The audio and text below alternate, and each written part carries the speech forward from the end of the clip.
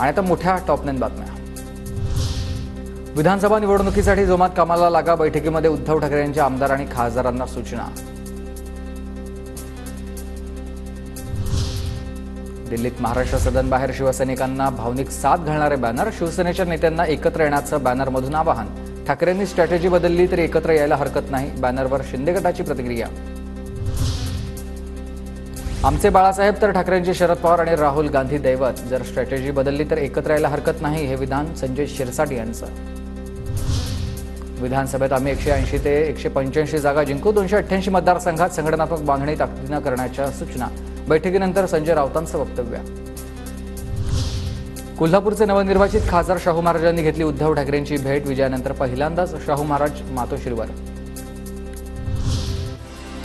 पावसाळी अधिवेशनाआधी राज्य मंत्रिमंडळाच्या विस्ताराची शक्यता। रिक्त मंत्रिपद भरले जाणार। विधानसभा निवडणुकीआधी आमदारांना ताकद देण्याचा महायुतीचा प्रयत्न। रस्त्यांचा विस्तार होतोय, मंत्रिमंडळाचा देखील विस्तार होईल। कोस्टल रोडच्या पाहणीनंतर शिंदेंचं उत्तर। जाता जाता काही लोकांना खुश करून जायचा प्रयत्न असेल। राज्य मंत्रिमंडळ विस्तारावर वडेट्टीवारांचा टोला। मंत्रिमंडळ विस्तार करावा लागेल, विस्तार झाला नाही तर नाराजी व्यक्त होईल, संजय शिरसाट यांचं वक्तव्य।